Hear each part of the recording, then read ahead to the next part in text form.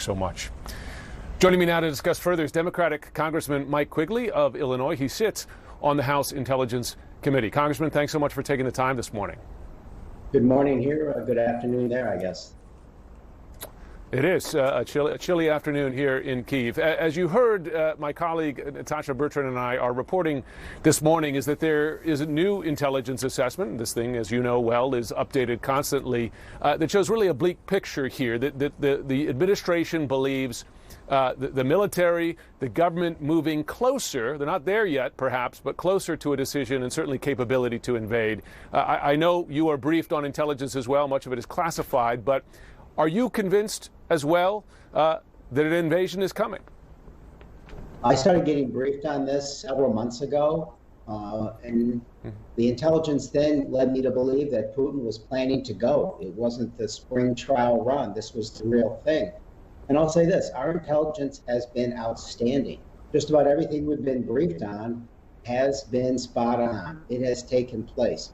And I do commend the administration for an outstanding use of that publicly to let people know about the possibility of a false flag to pin Putin down. Yeah. But obviously I'm very concerned. In fact, the next thing on my agenda this morning is to get briefed again.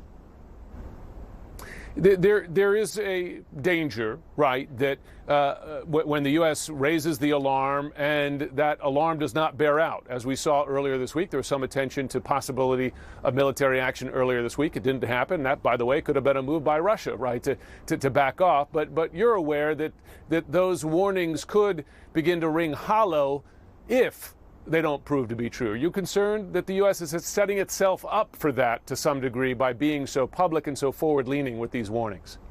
You know, I understand the concern, but the fact is Ukraine is flanked by 190,000 troops, a Russian ship armada to the south, and history is a great indicator of future activity. Russia has already invaded Ukraine twice, Moldova, Georgia. So, you know, this is a country that is, and Putin is likely to do something like this. And I think Secretary Austin put it in the most common sense way possible. You don't do all the things Putin is doing if you aren't getting ready to go. And the fact is the devastation caused by this, the onslaught is so dramatic. If the Biden administration didn't sound the alarm so dramatically and then something happened, they would have been accused of malpractice. You, I'm sure, as others, have been watching the situation in eastern Ukraine, I imagine, with interest. You have increased contact along the line of contact, increased shelling. Of course, shelling can be deadly. Many of the 14,000 people who have died in this 8-year war died from shelling. And now you have an order to evacuate from the Russian-controlled side, allegations of war crimes even coming from the Russian president's mouth. Do you see the ingredients there of this pretext that we've heard Blinken and Stoltenberg and the president talk about as a possible setup for Russian military action? You know, it's what I anticipated. The Kremlin playbook is in full action right now. Disinformation, propaganda, cyber attacks, the threatened use, coercive use of energy sources. And they clearly recognize that by flanking Ukraine and terrorizing the country, they have destabilized it. They have dramatically impacted their economy. We are in constant contact with our counterparts, the members of parliament in Ukraine, and they tell us the billions of dollars their economy is bleeding every single month. So Putin is getting his way so far. The expulsion of the diplomat, the expansion of military instead of the contraction, gives you every indication that the situation is grave.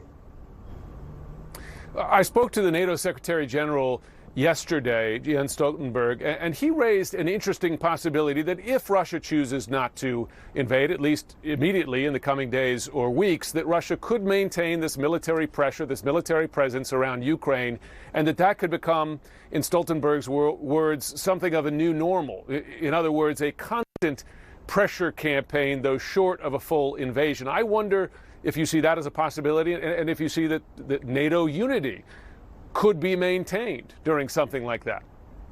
Putin has put that into his calculations. I think the fact is, if he invades, there would be NATO unity. If he does this, there's the possibility of divisions there in terms of how to react. And again, the cost involved with trying to maintain this, keeping NATO on the same page, particularly with further posturing in the East, and how they react to this. How long can Ukraine and its people handle this situation? Clearly there is something in some people's minds that could be almost as bad as war, and that's the destruction of Ukraine economically, internally, by something like this. Again, this is the second time he's done it. Yeah. If he partially withdraws or keeps it there, the damage could be extraordinary.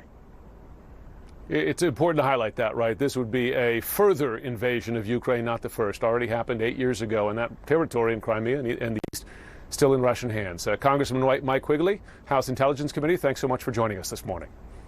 Thank you. Be safe.